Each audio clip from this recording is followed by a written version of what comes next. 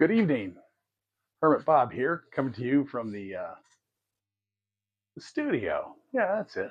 Of Hermit Bob's Dragonfly Garden Bistro. And I'm here to tell you I'm back uh, from my procedure I had, which was a little delicate. So if any of you get grossed out, go ahead and turn it off now. If there's anybody watching, that would be a miracle in and of itself. Anyway, I had testicular surgery, or in that area. One of my balls filled up with fluid, got to be the size of an orange, which is appropriate. I live in Florida. There's orange trees everywhere. Not as many as there used to be, I hear, but I see enough of them every day. I guess if you live down in the Orlando or Miami, you probably don't see any there. But I live up here in the boonies, and I see them all the time. Do I have oranges? Nah, oranges don't do it for me. Avocados do it for me. I eat avocados every day. And tomatoes. Tomatoes do it for me. The oranges, nah. I did like an orange cake my mother-in-law made once. It was excellent.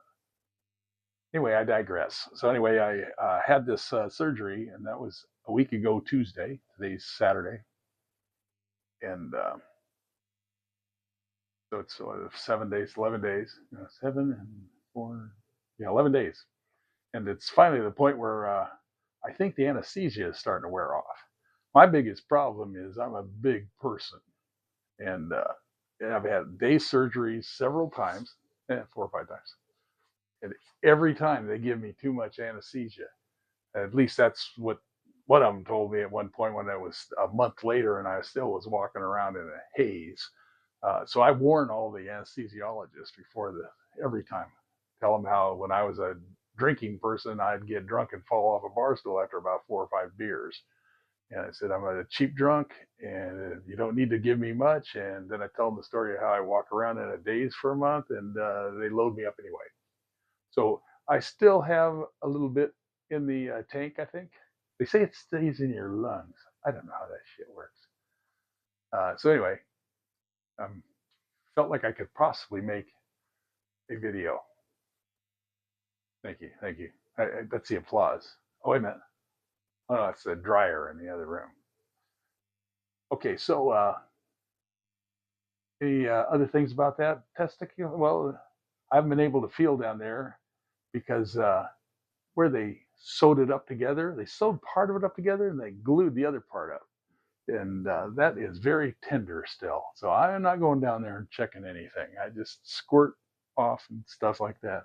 And the glue part is really gross. It's like big clumps of a big line of glue going, and it's right over the where they cut, and it very strange, and it's coming off a little bit. Uh, okay, I'm starting to feel like I'm getting nauseous. I'll quit talking about it. Now, the other thing that I came up with in my delusionatory state, is that a word? Delusionatory? Could be. Is I thought, I think I should open a restaurant again. It's it's been my lifelong dream. I've always wanted to open a restaurant. I wanted to work in a restaurant. Let me put it that way. From the time I was a little kid, like we'd go out to a restaurant to eat every once in a while, not that often, but the food was always good. When I had food at home or at grandparents' house, food wasn't good. I don't know what the problem was. I wasn't astute enough. I do know that when you're cutting a pork chop and you're seeing like charcoal dust coming off it, that it would probably got overcooked. But then you probably put it in your mouth. And then liver. What's the thing with people wanting to eat liver? Liverwurst I like, but liver, holy smokes. How come I'm salivating? It must have been the liverwurst. I like liverwurst. I shouldn't be salivating for liver.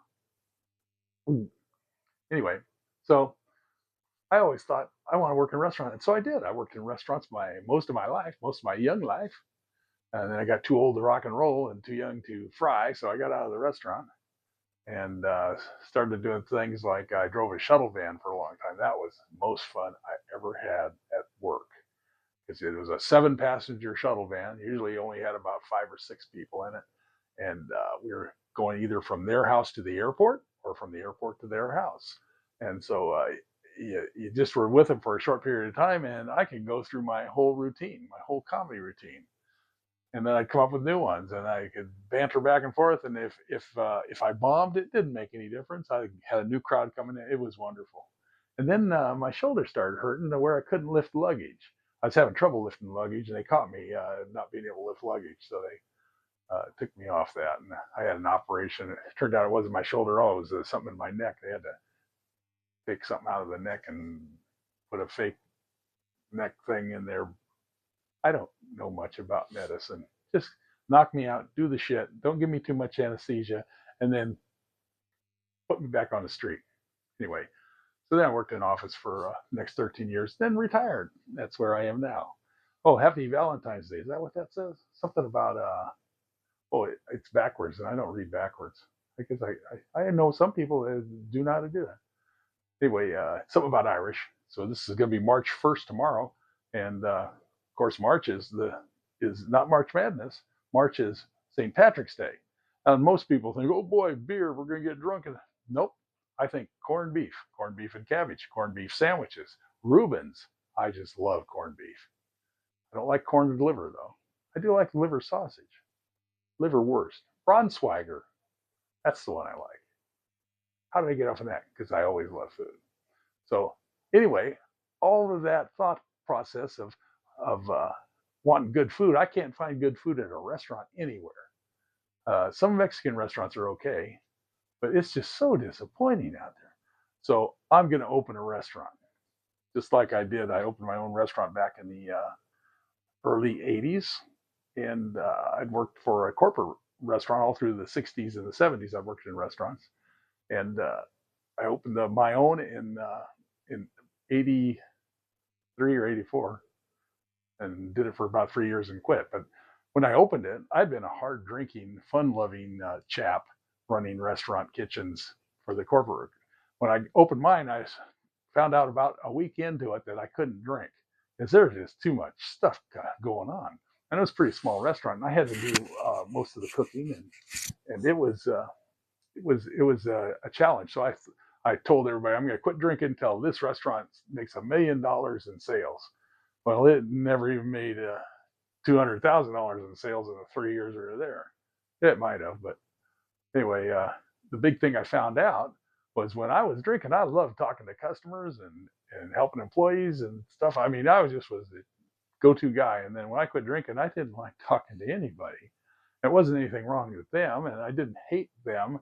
I just, that's not my cup of tea. I found out I was a hermit, basically. Good thing I got married before I found that out. Oh, the dryer's finished. I am at the studio, but on the other side of the curtain here is a washer and dryer in our laundry room. Anyway, where was I? So anyway, for my restaurant to work at this time around, there's just one little caveat, and it's just a minor thing. It can't have any employees. It's gonna have to be all robots. And I don't know anything about electronics or robots or how it works, but I just know that's everybody AI. That's all they're talking about. Well, we need an AI waiter and an AI busboy and some AI waitresses, but no cocktails. We're not going to have alcohol because alcoholics really, well, not alcoholics, people that consume alcohol are having a really good time without me at the party. Makes sense to me. I'm not real sure what it means. But I don't want to have to deal with drunks or alcohol rules. Anyway, no waiters, no human beings as waiters or busboys or hostesses or waitresses or cooks or anything. It'll be all robots. So if you're a genius robot builder type person, start working on that. And I'll provide the menu, the layout, and everything, and then we'll find some schmuck. Some beautiful person who wants to invest in a new thing that could be the next. What is the big thing? That's the next AI or something, some kind of thing that generates all kinds of money. Anyway, but I'll have fun. I'll have fun making food that tastes good, not food that has people attracted because it's good taste. For example, there's not going to be any raw fish. I don't care who you are. I went on so many tours of fish factories that generated the fish we bought in the restaurants, where every one of them had a conveyor belt with people working it that were just plucking worms, pockets of worms out of fish. And I've been told by many people that every fish has worms in it. You just don't see them by the time it gets to where you're buying them. Does that make sense? Anyway, I'm not eating any raw fish. Besides that, raw fish is like raw broccoli. It has no flavor. You need to cook it to where it tastes good. Am I on my tangent again? Yep, I think I am. Okay, Hermit Bob's Dragonfly Garden Bistro, humanless. Oh, and the other thing that'll be quite attractive to the clientele will be no tipping. You don't have to tip a waiter that is a robot, unless that AI gets so good that they get pissed off and want to get tipped. We'll work on that. Put something in the program where they don't want tips. Now, I'm not saying anything negative against people who get tips. The system is working. That is how it works now. You can't change that. What you do is you have to change to where there's no people that you can tip. So why would you leave tips? I like the whole premise of it. And be a doddering old fool at 73, I think I can pull it off. I'm so excited. I'll start bringing the recipe items in future videos. Show you what we're going, or the menu items, show you the recipes. It'll be fun.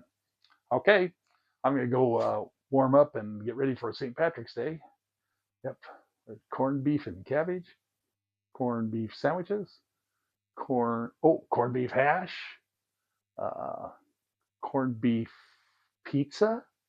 I can do that. That would be good. Corned beef falafels. Can you make falafels with corn? Yeah, it's got probably a little mustard and some cooked cabbage. Okay, talk to you later.